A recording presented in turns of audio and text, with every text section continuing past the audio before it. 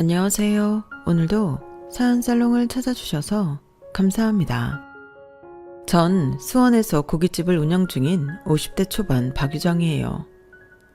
제 나이대 대부분 사람들이 그렇듯 저 역시 앞만 보며 달렸어요. 남부럽지 않은 재력을 갖춘 건 아니지만 남에게 손가락질 받을 일 안 하고 살았다는 게 큰 자부심이죠. 제가 운영하는 가게 하늘정원은 부모님께 물려받은 3대째 운영하는 곳이에요. 40년 전 할머니 손맛으로 시작한 작은 고깃집이 지금은 맛집이 됐죠. 손님들은 우리 가게 특제 양념이 비법이라고 하지만 사실 정성이 비법이에요. 부모님께서 그러셨듯 저도 매일 아침 일찍 일어나 준비해요. 고기 손질부터 밑반찬까지 제 손으로 하나하나 정성 들여 만드니까요. 유정씨, 오늘도 바쁘시네요. 저번에 제가 데려온 거래처 분들이 여기 고기 맛있다고 또 오자고 난리예요. 그렇게 처음 만난 사람이 지금의 남편이 되었네요. 그땐 부모님께 물려받은 게 아니라 도와드리던 때였어요. 취직을 하려 여기저기 면접을 보러 다니기도 했었는데 부모님이 운영하는 곳처럼 월급을 쳐주는 곳이 없더라고요. 특별히 전공이 있어서 좋은 직장에 취직할 수 있었던 것도 아닌지라 부모님 밑에서 일을 배우던 시기였죠. 지금 남편은 당시 의료기기 영업사원으로 일하면서 병원 관계자들을 자주 데려왔어요. 늘 웃는 얼굴로 손님들을 챙겨주는 모습이 참 매력적이라고 생각했죠. 처음엔 그저 단골 손님 중 한 명이었어요. 지금 생각해보면 웃음이 나오는 게 그 당시엔 그저 인사를 나누는 정도였는데 아버지가 저보고 그러시더라고요. 저 사람 너 좋아하는 것 같은데? 아버지 무슨 말씀이세요? 손님한테 그런 농담하시면 어떡해요? 그땐 웃으며 넘겼는데 그 말을 들은 후론 그가 매번 오는 모습이 달리 보이기 시작했어요. 혹시 요즘 일이 잘 안 되는 건 아니시죠? 요즘은 거래처분들보다 혼자 오시는 횟수가 더 많아지신 것 같은데요. 아, 그게 제가 여기 고기가 정말 맛있어서요. 눈을 마주치지 못하고 얼굴이 빨개지던 그 모습이 아직도 생생해요. 그땐 몰랐지만 나중에 고백받고 나서야 알았죠. 그가 우리 가게에 일주일에 3번씩 오던 이유가 고기 맛 때문만은 아니었다는 걸요. 사실 유정씨 보려고 온 거예요. 처음 봤을 때부터 마음에 들었거든요.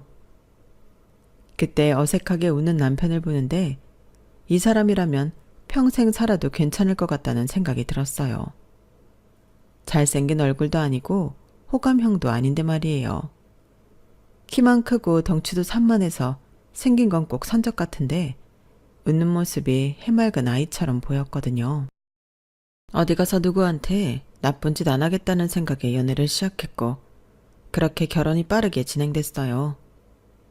연애 기간은 짧았지만 그만큼 알아갈 시간이 충분했어요. 의료기기 영업사원이라는 직업 특성상 병원을 돌아다니며 영업을 하는 일이다 보니 다양한 사람들을 만나는 직업이었죠. 그런데도 그는 항상 정직하게 일했어요. 병원 사람들이랑 술 마실 때 접대비 같은 거 많이 쓰시죠? 아니요. 전 실적은 좀 못 미칠 줄 몰라도 그런 식으로 일하긴 싫어요. 정 안 되면 다른 회사 가면 되죠. 이 말을 들었을 때 이 사람이구나 싶었어요. 서로 마음이 맞았고 부모님들도 반대할 이유가 없었으니까요. 시부모님은 정말 좋으신 분들이었어요. 특히 시어머님은 저를 친딸처럼 아껴주셨죠. 낯선 며느리 노릇에 버겁던 저를 늘 다독여 주셨어요. 유정아, 식당 일 힘들 텐데 우리 아들이 많이 도와주냐? 그 녀석 어릴 때부터 게을러서. 어머니 무슨 말씀이세요? 오빠가 얼마나 잘해주는데요. 걱정 마세요. 그래, 다행이구나. 유정아, 나 너무 며느리라 부르지 말고 딸이라고 불러도 될까? 딸 없이 아들만 둘 키웠더니 딸이 그렇게 그립더라고. 어머님은 정이 많은 분이었어요. 결혼식 날 친정어머니와 함께 손을 잡고 예쁘게 키운 딸 주셔서 감사하다며 울던 모습이 아직도 눈에 선해요. 시어머님이 어떤 분이냐고 묻는 친구들에게 전 항상 복받았다고 대답했어요. 그만큼 좋은 분이셨거든요. 그 따뜻한 말씀이 마지막이 될 줄 누가 알았겠어요. 결혼한 지 1년도 채 되지 않아 시부모님 두 분 모두 교통사고로 돌아가셨거든요. 여행 가시던 중에 빗길이 미끄러져 중앙선을 넘었는데 다가오는 차량과 부딪힐 걸 걱정하셨는지 급하게 꺾은 차량은 전봇대를 박았고 그대로 현장에서 말도 못할 슬픔이었어요. 장례식장은 비통함으로 가득했어요. 친척들은 물론이고 병원 관계자들, 동네 주민들까지 많은 분들이 오셨어요. 그만큼 두 분이 사람들에게 선하게 살았다는 증거겠죠. 그때 도련님은 고등학생이었어요. 열심히 공부하던 17살, 부모님을 한 번에, 그것도 갑자기 잃은 충격이 얼마나 컸을까요? 병원에서 만난 도련님은 한없이 작아 보였어요. 형수님, 이게 무슨 일이야? 머리카락을 흩날리며 달려온 도련님의 얼굴은 창백했어요. 눈물조차 나오지 않는 듯 했죠. 그저 멍하니 서 있는 모습이 지금도 눈에 선해요. 도련님은 그날 이후로 한동안 말이 없어졌어요. 학교를 가지 않겠다고 해서 한 달 정도 휴학을 했는데 그 시간이 도련님에게는 너무나 길게 느껴졌나 봐요. 방에서 나오지도 않고 밥도 거의 먹지 않았으니까요. 어느 날 아침 도련님이 갑자기 교복을 입고 나왔어요. 형수님, 저 학교 갈게요. 그 말 한마디에 우리는 얼마나 안도했는지 몰라요. 그날부터 도련님은 더 열심히 공부했어요. 마치 부모님이 보고 계신다는 듯이요. 지석아, 우리가 있잖아. 형이랑 형수가 있어. 괜찮을 거야. 그날부터 우리는 그를 책임지는 부모가 됐어요. 저와 남편은 30대 초반으로 결혼해서 아직 자식도 없는데 갑자기 부모 역할을 맡게 된 거죠. 결코 쉬운 일은 아니었어요. 사춘기 소년이 갑자기 부모를 잃은 상태에서 형과 형수의 말을 다 들어줄 리 없잖아요. 때로는 반항도 했고 가끔은 밤새 안 들어오기도 했어요. 하지만 우리는 끝까지 도련님을 믿고 기다렸어요. 그게 부모의 역할이라고 생각했으니까요. 도련님은 방황하는 것 같더니 어느 순간 학업에 매진하더군요. 마치 그것만이 자신의 존재의 이유인 것처럼요. 우리가 걱정될 정도로 자신을 몰아붙이는 모습이 안쓰러웠어요. 지석아, 이제 좀 쉬지 그래. 며칠째 제대로 잠도 안 자고. 괜찮아요. 공부해야 돼요. 부모님이 바라셨던 대로 좋은 의사가 되려면 더 열심히 해야죠. 사실 시부모님이 도련님이 의사가 되길 바라셨다는 말은 들어본 적 없어요. 그저 도련님이 자기 스스로 목표를 세우고 그것을 향해 달려가는 것 같았죠. 어쩌면 부모님이 갑자기 돌아가신 일이 도련님에게는 충격과 동시에 삶의 목표를 확고히 하는 계기가 된 건지도 몰라요. 내가 의사였다면 부모님을 살릴 수 있었을까라는 생각이 그의 마음 깊은 곳에 자리 잡은 것처럼요. 그렇게 세월이 흘렀어요. 도련님은 우수한 성적으로 대학교에 입학하고 졸업 후 인턴, 레지던트를 거쳐 유명 대학병원 외과 의사가 됐죠. 그렇게 시간이 흐르는 동안 저희 부부는 아이를 낳지 못했어요. 병원도 다녀봤지만 여러 이유가 있었죠. 처음엔 서운했지만 나중엔 도련님이 우리의 아들이라는 생각으로 위안을 삼았어요. 그래서 더 도련님에게 모든 정성을 쏟았는지도 몰라요. 지석아, 이제 나이도 적지 않은데 결혼은 언제 할 거니? 형, 그런 말 자꾸 하지 마세요. 저 아직 교수 되기 전엔 생각 없다고 했잖아요. 결혼 얘기만 나오면 토라지던 도련님이었어요. 저와 남편은 속으로 얼마나 걱정했는지 몰라요. 나이 30 넘어 40이 다 되어가는데도 연애 한번 제대로 안 하는 것 같더라고요. 가끔 소개팅도 시켜봤지만 번번이 실패했죠. 유정아, 지석이 걱정돼. 벌써 39인데 아직도 저러고 있어. 나도 그래. 근데 우리가 뭐라고 해도 소용없을 것 같아. 부모가 아니니까 자칫 잔소리로 들릴 수도 있고. 저희는 가슴 졸이며 지켜볼 수밖에 없었어요. 가끔 우리가 부모 노릇을 제대로 못해서 그런가? 부모님이 살아계셨다면 더 잘 설득하셨을까 하는 생각이 들 때도 있었어요. 그래도 도련님이 자기 길을 열심히 가는 모습이 대견하고 자랑스러웠어요.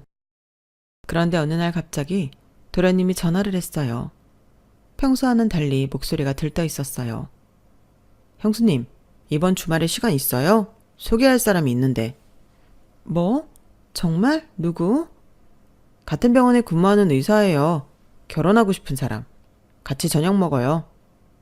얼마나 놀랐는지 몰라요. 평소 결혼 얘기만 나와도 화내던 사람이 갑자기 여자친구를 소개한다니. 그것도 같은 의사라니. 기대와 설렘으로 주말을 기다렸죠. 안녕하세요. 지석 씨한테 말씀 많이 들었어요. 처음 만난 예비동서는 예상과 달리 조금 차가운 느낌이었어요. 미소는 짓고 있었지만 눈빛이 웃지 않는달까? 그래도 도련님이 좋아하니 좋은 사람이겠거니 생각했죠. 서로 다른 성격이 만나면 더 좋은 부부가 된다고들 하잖아요. 도련님이 워낙 묵묵하고 진중한 성격이니 예비동서가 활발하고 명랑할 거라 기대했는데 의외로 비슷한 성격이라 놀랐어요. 어서 와요. 안 그래도 도련님이 결혼하고 싶은 여자 생겼다고 말했을 때 얼마나 놀랐다고요. 교수 되는 게 꿈이라고 교수 되기 전까진 연애도 안 한다고 해서 얼마나 걱정했는데. 형수님, 그건 이 사람 만나기 전의 얘기죠. 그렇다고 저 교수 포기한 거 아니니까 걱정 마세요. 아셨죠? 도련님이 예비 동서의 손을 꼭 잡고 말하는 모습이 참 보기 좋았어요. 20년 가까이 함께 지내면서 도련님이 누군가에게 이렇게 애정을 표현하는 모습은 처음 봤거든요. 그 순간만큼은 예비 동서에 대한 어색함도 있고 그저 기뻤어요. 정말 고마워요. 결혼 생각 없던 우리 도련님 결혼한다 마음 잡게 만들어주고 하고 싶던 꿈도 계속 꾸게 만들어주고 이런 걸 두고 천생연분이라고 하나 봐. 그치? 이제 죽어도 여한이 없다. 당신은 이 좋은데 왜 죽는다는 소리를. 아니 그렇잖아.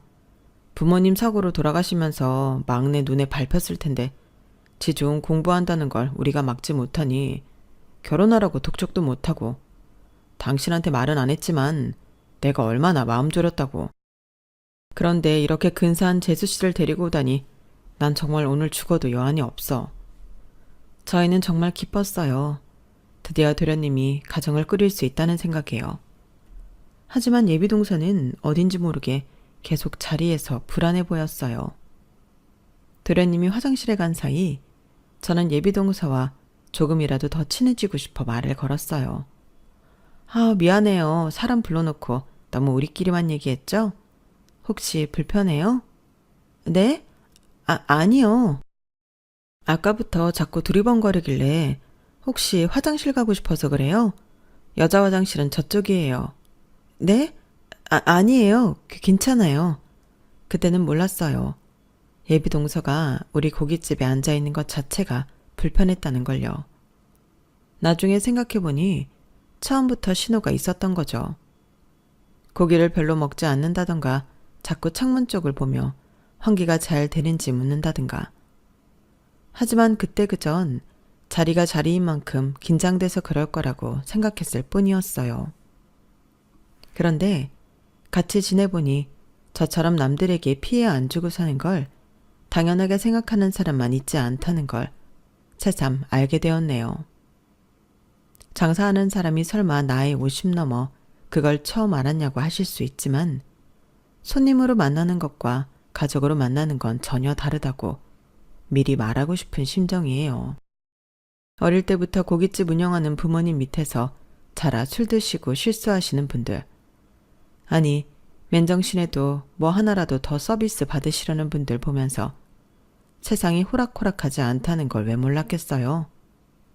그래도 그건 남이니까 그럴 수 있다고 생각했던 것 같아요. 가족은, 주변 지인은, 친구는 내가 원해서 나와 결이 맞는 사람들과 어울리니까요. 그런데 한 치 건너 두 치라고 남편과 서방님, 아니 정확히 동서는 또 다른 가족이 아닌 가족이더라고요. 설마 했는데 한번 제대로 뒤통수 맞고 나니까 이건 인간이 아니구나 확실하게 깨달았죠. 지금 생각해도 어이가 없어요. 배울 만큼 배운 사람이 어찌 그리도 철이 없는지. 처음부터 그런 사람이었는데 어쩌면 저는 가족이라는 테두리에 쌓여 잘못 본 거라고 생각하고 싶었는지 모르겠네요.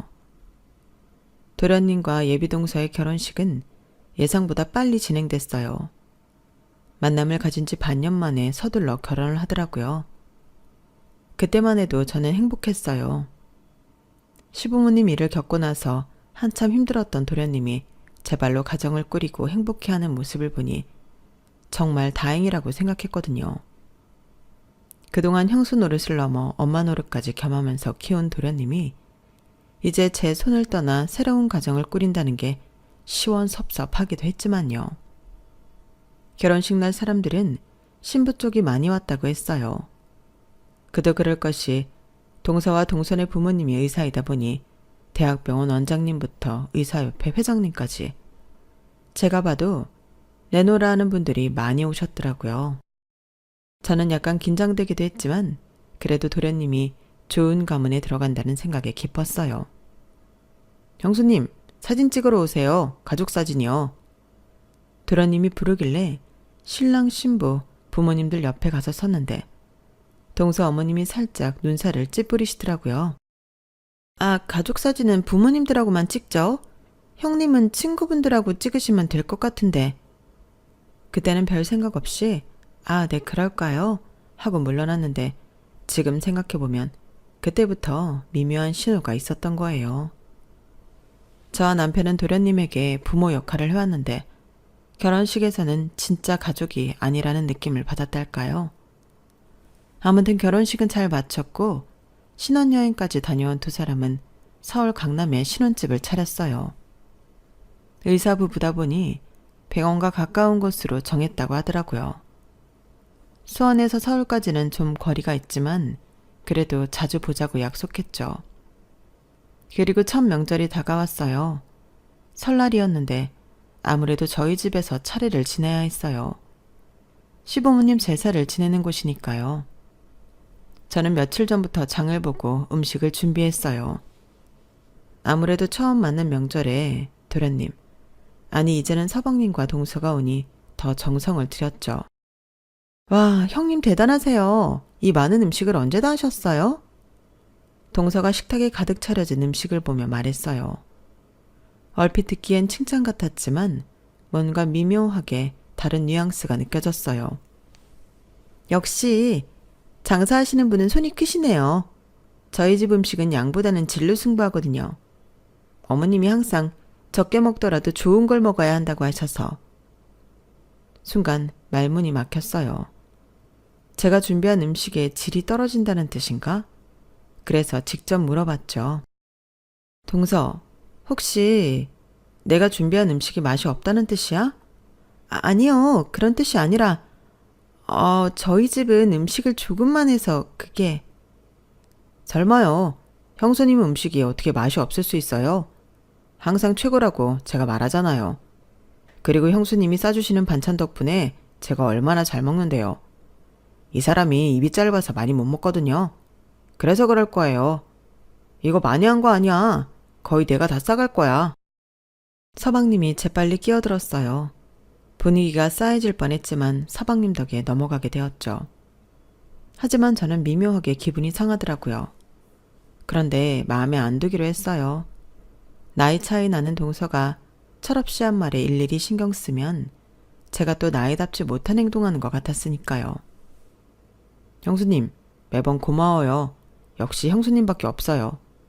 장모님도 음식 잘하시지만 아직 저는 형수님이 해준 반찬이 더 입맛에 맞거든요. 와서 도와야 하는데 돕지도 못하고 이렇게 바다만 가서 미안해요, 형수님. 서방님의 그 말에 동서의 표정이 살짝 굳어지는 것을 놓치지 않았어요. 하지만 대수롭지 않게 생각했어요. 도우러 와야 하는데 그러지 못했으니 편하게 웃을 수 있는 입장이 아니라고 생각했던 거죠. 그렇게 명절이 지나고 서방님 생일이 다가왔어요. 저와 남편은 선물을 사들고 서울 강남에 있는 서방님네 집으로 향했죠. 처음 가보는 집이라 설레기도 했어요. 동서가 어떤 음식을 준비했을지 집 분위기는 어떨지 궁금했거든요. 어서 오세요, 형님. 멀리서 오시느라 고생하셨어요. 아, 뭘. 우리 서방님 생일인데 당연히 와야지. 집에 들어서자마자 느낀 건 깔끔하면서도 고급스러운 인테리어였어요. 역시 의사부부라 그런지 집안 곳곳에서 품격이 느껴졌죠. 저는 솔직히 좀 위축됐어요. 우리 집은 실용적이고 편안한 스타일이라 이런 세련된 분위기와는 거리가 멀거든요. 자, 오늘은 특별한 날이니까 특별한 와인을 준비했어요. 동서가 와인 한 병을 꺼내며 말했어요. 라벨을 보니 외국어로 뭐라고 쓰여 있는데 저는 읽을 수도 없었어요. 이건 프랑스 보르도 지방의 샤토 라피트 와인이에요. 일반 마트에서는 구할 수 없고 병원 VIP 고객들만 아는 수입차를 통해 특별히 구했어요. 형님, 입맛에 맞을지 모르겠어요? 와, 정말 특별한 와인이네. 사실 나는 와인을 잘 모르기도 해서 입맛에 맞다 안 맞다 하기도 뭐하네. 소주나 맥주가 더 익숙해서. 저는 솔직하게 대답했어요. 굳이 아는 척할 필요도 없고 제 가게가 고급 레스토랑이 아닌 대중적인 고깃집이라는 건 사실이니까요. 아, 그렇군요. 괜찮아요, 형님. 이런 와인은 입에 맞지 않으실 수도 있어요. 좀 고급 와인은 처음엔 쓰고 떫게 느껴지거든요. 익숙해져야 진가를 알 수 있는. 자기야, 형수님도 충분히 와인 맛을 아실 거야. 떫다 달다 쓰다 말이 많아도 결국 맛있는 술은 마시는 법이니까. 그쵸, 형수님? 다시 한번 서방님이 끼어들었어요. 하지만 이번엔 저도 가만히 있지 않았죠. 동서, 혹시 내가 장사하는 사람이라 품격이 없다고 생각하는 거야? 네? 아니에요. 절대 그런 뜻이 아니었어요. 그냥 와인에 대한 설명을 드리려고. 설명은 고맙지만 나도 호텔 레스토랑에서 식사해 본 적 있고 와인도 마셔봤어. 가게에서 장사한다고 고급 문화를 모르는 건 아니야. 죄송해요, 형님. 제가 말실수를 했네요. 동서가 사과했지만 그 눈빛에서 진심을 느낄 수 없었어요. 오히려 민감하게 반응한다는 듯한 표정이었죠. 그날 저녁은 묘하게 어색한 분위기 속에서 끝났어요. 집으로 돌아오는 길에 남편에게 물었죠. 여보, 나 오늘 너무 예민하게 굴었을까? 아니, 당신 말이 맞아. 재수씨가 은근히 사람 이상하게 만드는 재주가 있는 것 같아. 나도 듣는데 기분이 묘하더라고. 우린 장사하니까 비싼 술 먹어도 모른다는 거야, 뭐야. 잘했어. 내가 속이 다 시원하더라고. 그치, 나만 그렇게 느낀 게 아니었네. 그 후로 서방님네와 몇 번 더 만났는데 그때마다 동서의 미묘한 태도가 느껴졌어요. 특히 가족여행 얘기가 나왔을 때였죠. 형수님, 다음 달에 가족여행 어떠세요? 제주도 3박 4일로 생각 중인데. 서방님이 제안했어요. 저는 당연히 좋다고 했죠. 오랜만에 가족여행이라니. 생각만 해도 즐거웠으니까요. 저희가 슬슬 스케줄 정해지는 대로 알려드릴게요. 가게야 며칠 문 닫으면 되지만 저희 일정은 다른 의사야 맞춰야 해서요. 동서의 말이 미묘하게 들렸어요. 마치 장사는 하루 이틀 쉬어도 아무렇지 않지만 의사는 하루 쉬려 해도 수술이나 환자 스케줄을 고려해야 해서 상당히 힘들다는 뉘앙스로 무시하는 것 같았거든요. 그래, 동서나 서방님 수술이나 환자 일정 봐야겠지. 힘든 거 알아. 그런데 나도 마찬가지야. 장사가 손님과 약속인데 아무 말 없이 하루 이틀 문 닫으면 단골 손님 다 잃는 거야. 일정 잡히는 대로 말해줘. 되도록 주말은 피해줬으면 좋겠어. 이왕이면 금요일보단 월요일 쉬는 게 더 좋고. 주방장한테 맡기고 가더라도 손님 많은 날은 내가 있어야 마음이 편하거든. 아, 네, 그렇군요. 일정 잡히는 대로 알려드릴게요. 하루 이틀 문 닫는다고 큰일 날 줄 몰랐네요. 그날 이후로 여행 계획은 흐지부지 됐어요. 서방님은 계속 연락했지만 동서는 점점 저희와 거리를 두는 것 같더군요. 어쩌면 제가 너무 직설적으로 말해서 기분이 상했을지도 모르겠다는 생각도 들었죠. 여보, 내가 너무 심했나 동서한테? 아니야. 당신이 할 말은 했지. 사실이잖아. 누가 놀러 간다고 장사하면서 마음대로 문을 닫아. 당신 여행 가고 싶어서 그래? 우리 둘이 어디 가까운 데라도 다녀올까? 남편의 말에 위안을 얻었어요. 하지만 한편으론 마음이 불편하더라고요. 일정 말해주면 주방장한테 말하고 시던가 안 된다고 그때 말하던지 하면 되는데 괜히 유치하게 굴었나 싶은 그런 마음 있잖아요. 나이 차이 얼마 안 나는 동서지간이었거나 부모님을 대신하는 형님이 아니었다면 차라리 마음이 편했을 것 같아요. 상황이 상황인지라 저 역시 애매한 상황이 되면 참지 못하고 할 말 해놓고 시간이 지나면 괜한 소리 했나 싶은 고민에 빠지게 되더라고요. 그렇게 또 몇 달이 지났어요.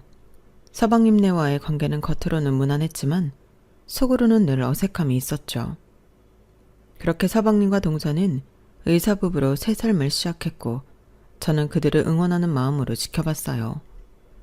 항상 그랬듯이 힘든 일이 있으면 연락하라고 했죠. 서방님은 종종 전화해서 안부를 물었지만 동서는 거의 연락이 없었어요. 그저 명절이나 집안 행사 때 얼굴을 비추는 정도였죠. 지난주 서방님에게서 좋은 소식을 들었어요.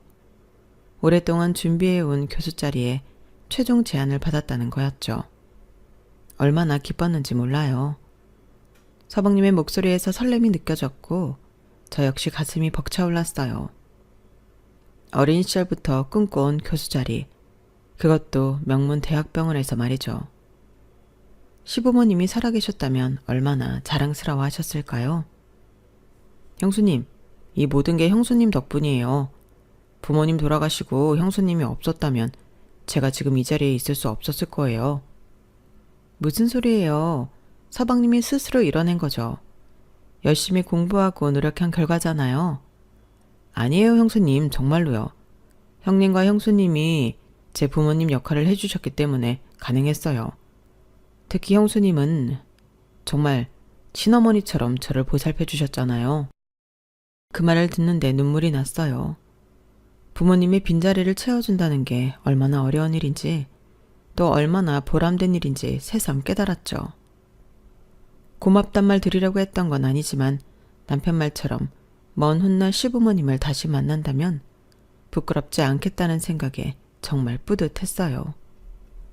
그렇게 며칠이 지났을까? 평범한 화요일 오후였어요. 주방에서 저녁 준비를 하는데 갑자기 전화가 왔어요. 동서였죠. 솔직히 좀 놀랐어요.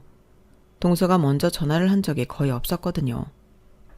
형님, 안녕하세요. 오랜만이에요. 동서의 목소리는 평소보다 한 톤 높았어요. 뭔가 들뜬 것 같았죠. 저는 수화기를 귀에 대고 손을 씻으며 대답했어요. 그래, 오랜만이네. 무슨 일 있어? 서방님 교수 제의 축하해. 서방님한테 들었어. 아, 벌써 들으셨군요? 네, 정말 기쁜 일이죠. 오빠가 얼마나 좋아하는지 몰라요. 동서의 목소리에서 진짜 기쁨이 느껴졌어요. 저도 서방님의 성공이 정말 자랑스러웠죠. 그래서 말인데 형님, 이번에 오빠 교수 임명 축하 겸 동창회를 하려고 해요. 의대 동기들끼리 모여서요. 그래? 좋은 생각이네. 그런데 형님, 사실 부탁드릴 게 있어서요. 부탁? 뭔데? 말해봐. 이번 모임을 형님 가게에서 하면 어떨까 해서요. 제가 생각해봤는데 오빠 교수 임명 축하 자리니까 다른 곳보다 오빠랑 연관 있는 데서 하면 어떨까 싶어서요. 게다가 형님에게 도움도 되고 좋을 것 같은데 어떠세요? 갑자기 동서가 이런 말을 하니 의외였어요. 그동안 우리 가게에 대해 별로 관심을 보이지 않았던 사람인데 말이죠. 하지만 한편으론 서방님을 위해 노력하는 모습이 보기 좋다고 생각했어요. 모임이 언제인데? 다음 주 토요일 저녁 6시요. 의대 동창들이라 50명 정도 될 것 같아요. 장소는 충분하겠죠? 순간 머릿속이 복잡해졌어요. 주말은 항상 손님이 가장 많은 날이라 예약을 받지 않는 날이었거든요. 특히 저녁 시간대는 자리가 없어 돌려보내는 손님도 많을 정도였으니까요. 게다가 50명이라 그건 거의 가게 전체를 비워야 하는 수준이었어요. 미안한데 주말이면 좀 어려울 것 같아. 단골 손님이 많은 편이라 누군 예약 주고 누군 안 해주면 말들이 많아서 주말에는 원래 예약을 안 받거든. 평일로 바꿀 수는 없을까? 그게 다들 의사다 보니 평일에는 모이기 힘들어요. 주말 아니면 거의 불가능해요. 형님, 한 번만 특별히 봐주시면 안 될까요? 다른 날도 아니고 오빠 교수식 축하로 동기들이 모이자는 건데 어떻게 안 되나요? 일반 모임도 아니고 서방님 승진 축하를 위해 모인다는 말을 들으니 망설여지더라고요. 돕고 싶은 마음도 컸죠. 글쎄, 그날 오시는 손님한테 죄송한데 멀리서 일부러 주말에만 오시는 분들도 계신데 정말 죄송해요 형님. 제가 너무 큰 부탁을 드리는 거죠. 저는 형님이 오빠한테 잘해주셔서 그런 건데 형님이 곤란하시면 어쩔 수 없죠. 친구들 모인 자리에서 형님 덕분이라고 감사 인사도 드리고 싶었는데 동서의 말의 순간 무슨 의미가 있나 싶었지만 진심으로 서방님을 축하하고 싶은 마음이 컸어요. 그리고 형님으로서 동서와의 관계도 좀 더 가까워질 수 있는 기회라 생각했죠. 알았어. 어차피 서방님 좋은 일인데 그날은 예약을 받지 않을게. 날짜랑 시간 정확히 알려줘. 정말요? 형님 정말 감사합니다. 다음 주 토요일 저녁 6시에 시작하려고 해요. 50명 정도 될 것 같아요. 그래 알았어. 다른 손님들에게 미리 공지하고 준비할게. 특별한 메뉴가 필요하면 미리 말해줘. 네, 형님이 잘해주시는 소고기 특선으로 준비해주시면 돼요. 고마워요 형님. 형님네 고기 맛있으니까 다들 좋아할 거예요. 그래, 생각해줘서 고마워. 토요일날 보자. 네 형님 들어가세요. 전화를 끊고 나서 바로 주방장과 직원들을 불러 모았어요. 다음 주 토요일 저녁 예약 상황을 설명하고 특별 메뉴와 추가 인력 필요성에 대해 의논했어요. 토요일은 원래 예약을 받지 않는 날이라 직원들도 조금 당황했지만 가족 일이라고 하니 다들 이해했죠. 그날부터 준비가 시작됐어요.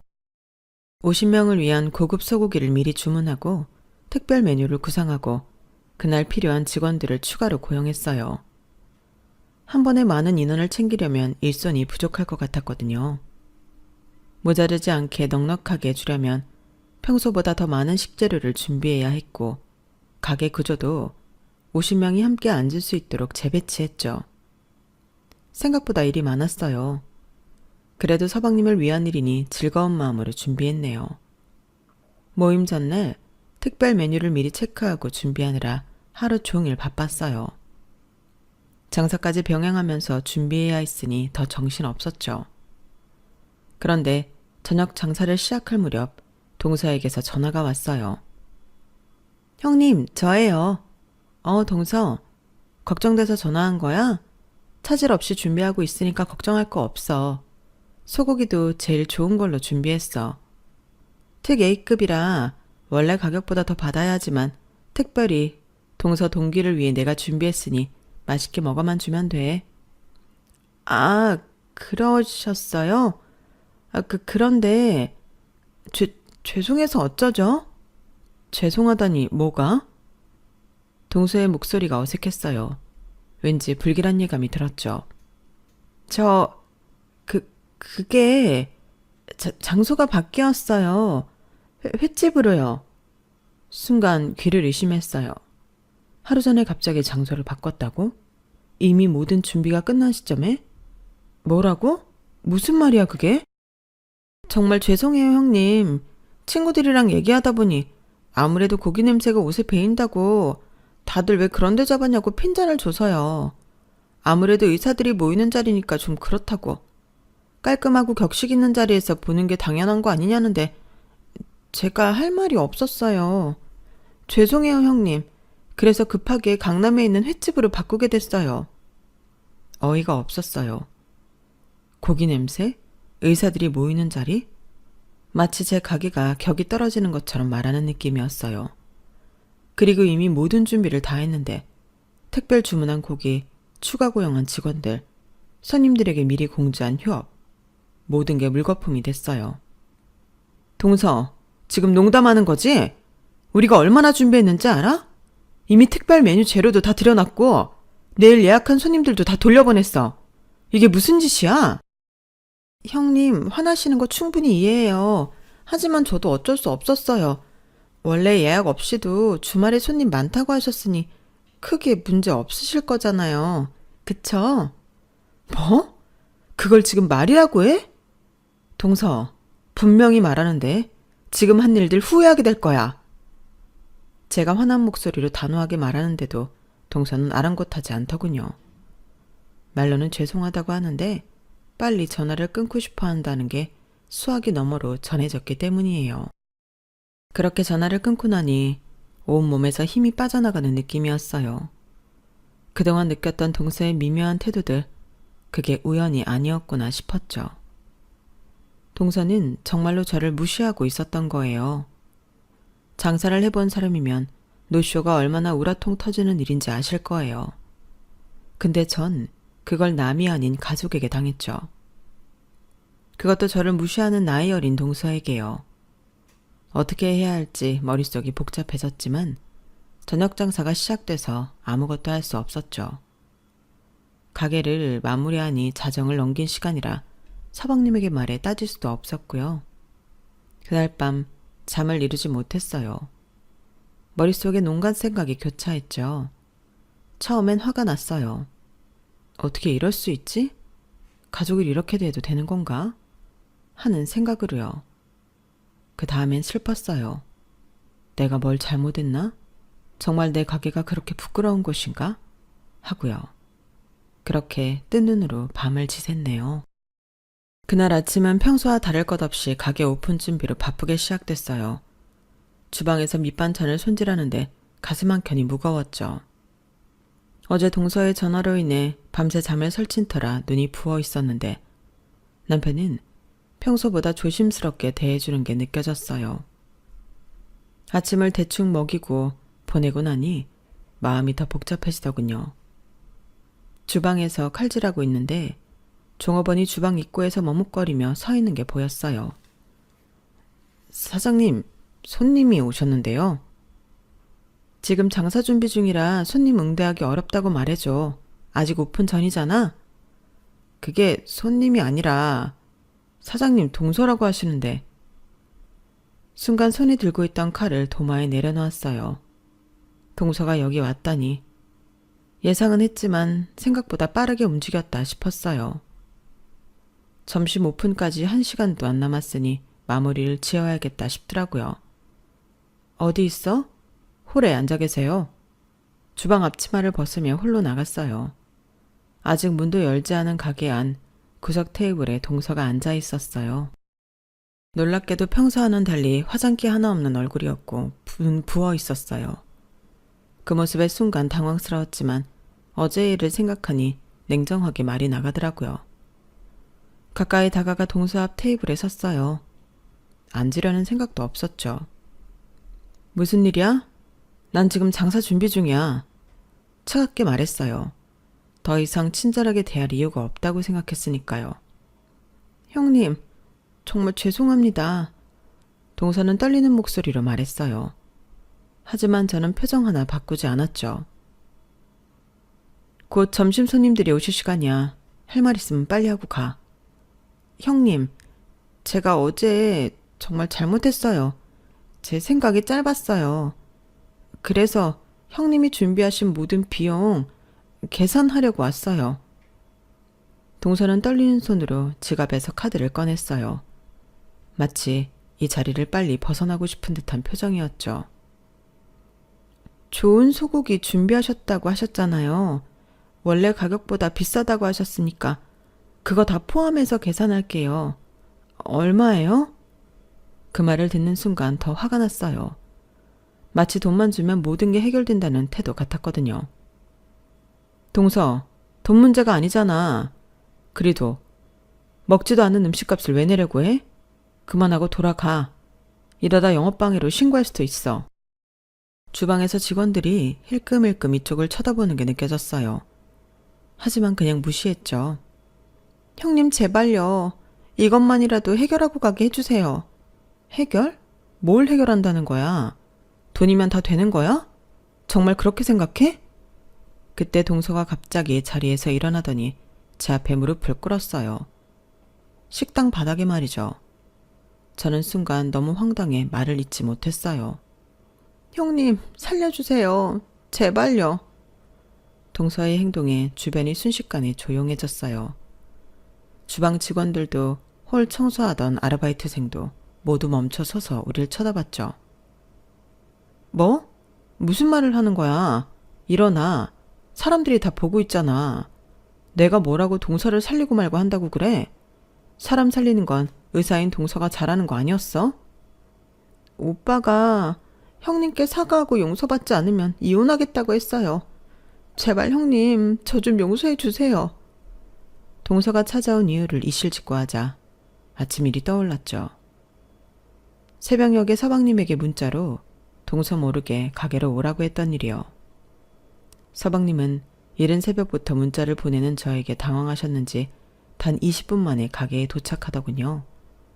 아직 문도 열지 않은 가게 안으로 들어선 서방님의 얼굴엔 걱정이 가득했죠. 형수님, 무슨 일 있으세요? 한 번도 이러신 적 없는데 말씀하신 대로 말 안 하고 나왔어요. 왜요? 그 사람 알면 안 되는 무슨 일이라도 있는 거예요? 형한테 무슨 일 생겼어요? 저는 곧장 본론으로 들어갔어요. 더 이상 이 상황을 끌고 가기 싫었으니까요. 어제 동서한테 전화 받았어요. 동창회 장소를 바꿨다고. 네? 동창회요? 몰랐어요? 지난주에 동서가 전화해서 서방님 교수 축하 겸 의대 동창회를 우리 가게에서 하고 싶다고 했어요. 50명이나 온다고 해서 토요일 장사를 포기하고 준비했는데 어제 갑자기 횟집으로 바꿨다며 전화가 왔어요. 이유는 고기 냄새가 옷에 배서라고요. 서방님의 얼굴이 순식간에 굳어졌어요. 눈동자가 흔들리더니 고개를 푹 숙였죠. 말도 안 돼요. 그게 무슨 고기 냄새가 배은다고 취소하다니 저는 모르던 일이에요. 정말 그 사람이 그랬어요? 서방님, 제 성격 몰라요? 제가 이런 걸로 거짓말할 사람으로 보였어요? 아니요, 형수님. 제 말은 그게 아니라 그 사람이 그렇게 할 이유가 없는데 왜 그런... 서방님은 말없이 주먹을 꽉 쥐었어요. 얼마나 충격받고 화가 났는지 손등에 핏줄이 다 보일 정도였죠. 나도 모르죠, 그 이유는. 나한테 전화해서 서방님 교수직 축하 자리를 의미 있는 데서 하고 싶다고 주말 예약 안 된댔는데 사정 하길래 받아준 것뿐이에요.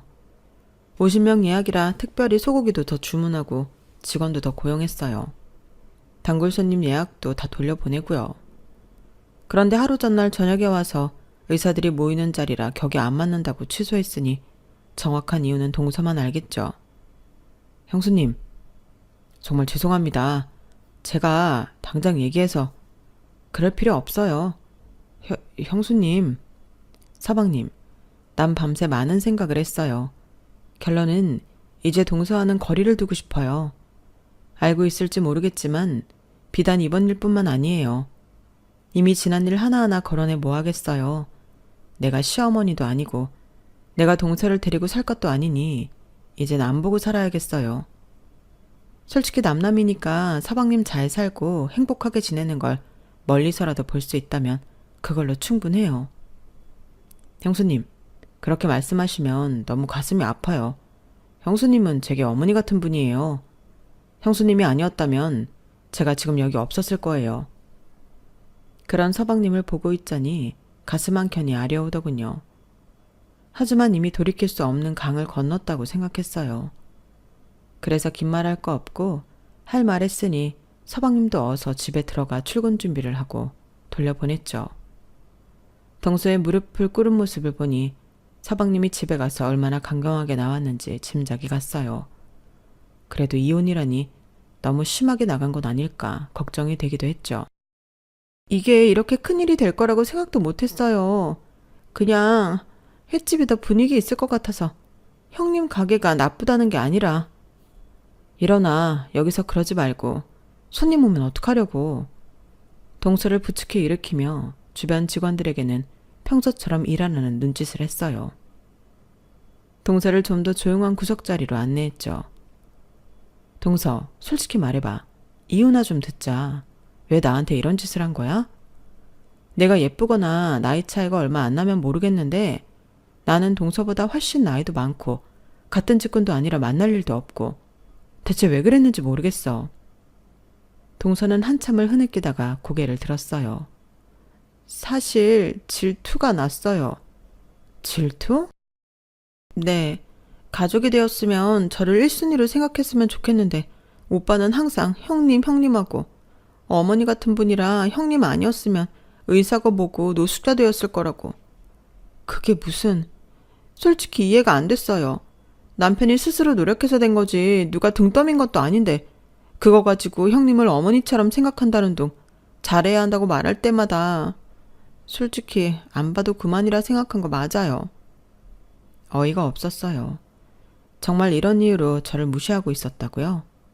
서방님이 저를 존경하고 감사하게 여기는 걸 질투한다니 얼마나 유치한 마음가짐인지 이해할 수 없었어요.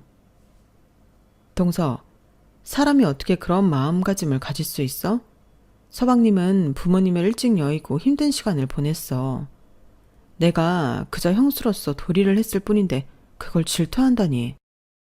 알아요, 형님. 제가 너무 철이 없었어요. 이제 와서 생각해보니 너무 부끄럽고 죄송해요. 어떤 변명을 해도 오빠한테 통하지 않아요. 다신 이런 짓도 형님 서운한 말도 안 하고 다 고칠게요. 제발 용서해 주세요. 오픈 시간이 다가오고 있었어요. 주방에서 냄비 소리가 들리고 종업원들이 테이블을 세팅하는 소리가 들렸죠. 일어나, 가게에서 이러지 말고 곧 손님들 오실 시간이야. 형님이 용서해 주신다고 하기 전에 못 가요. 동서, 서방님이 정말 단호하게 나왔나 봐요. 오늘 아침 서방님의 눈빛이 떠올랐어요. 어머니처럼 여기던 사람을 무시한 게 아내에게 얼마나 실망했던지. 아마 집에 가서 엄청난 언쟁이 오갔을 거예요. 하지만 이혼까지 거론할 줄은 몰랐네요. 정말 후회해요, 형님. 제 어리석음 때문에 제발 용서해 주세요.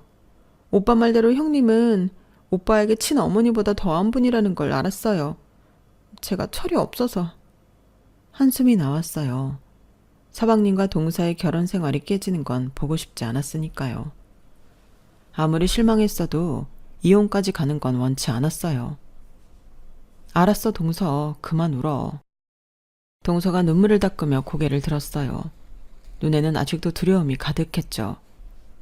서방님이 이혼하는 건 보고 싶지 않아. 사과는 받아줄게. 동서의 얼굴에 안도감이 스쳤어요. 그렇지만 당분간은 서로 거리를 두는 게 좋겠다. 시간이 필요해. 네, 형님 이해해요. 제가 카드라도... 동서는 다시 카드를 꺼내들었어요. 처음엔 거절하려 했지만 문득 생각이 바뀌었죠. 노쇼에 대한 대가는 치르는 게 맞을 것 같았거든요. 그래, 소고기 값은 계산해야지. 노쇼도 결국 장사니까. 동서는 안도의 한숨을 내쉬며 카드를 내밀었어요. 어쩌면 이걸로 마음의 짐을 덜고 싶었던 걸지도 모르겠네요. 직원을 불러 카드기를 가져오게 했고 소고기 값과 직원 인건비를 포함한 금액을 청구했어요. 정말 감사합니다, 형님. 용서해 주셔서. 이제 카드 긁었으니 너도 내게 빚진 게 없고 나도 너를 확실히 용서한 거야. 그러니 서방님과도 화해하고 행복하게 살아. 네, 형님. 정말 죄송했어요. 동서가 떠난 후 저는 한동안 자리에 앉아 생각에 잠겼어요. 주방으로 돌아가 다시 음식 준비를 하면서도 마음 한구석이 여전히 불편했죠. 동서의 사과가 진심인지 아니면 그저 이혼을 면하기 위한 것인지 의문이 들었어요. 사람이 그렇게 쉽게 바뀔 수 있을까요? 그날 저녁 서방님에게 문자가 왔어요. 형수님, 정말 감사합니다. 아내가 많이 반성하고 있습니다. 라는 내용이었죠. 저는 동서가 긁은 카드값을 그대로 송금했어요. 서방님, 돈은 받을 수 없어요. 동서는 철이 없지만 나쁜 사람은 아닌 것 같아요. 잘 다독여 살아요. 라는 메시지와 함께요. 서방님은 여러 번 사양했지만 결국 제 고집을 이기진 못했어요. 그렇게 표면적으로는 화해가 된 것 같았지만 마음속으로는 여전히 동서를 가까이 하고 싶지 않았어요. 철없는 질투로 가족을 이렇게 상처 준 사람이 과연 진심으로 변할 수 있을까요? 남편에게는 이런 깊은 생각을 말하지 않았어요. 그저 이렇게 처신하면 남들이 들어도 손가락질 받지 않겠지? 라고 물었을 뿐이죠. 남편은 자랑스럽게 웃으며 제 어깨를 토닥였어요. 당신은 항상 현명해. 그리고 난 그런 당신이 100배, 1000배 자랑스러워. 그 말을 들으니 조금 위안이 됐어요. 어떤 관계든 시간이 필요하겠죠. 지금은 상처가 아물 때까지 거리를 두는 게 최선이라 생각했어요.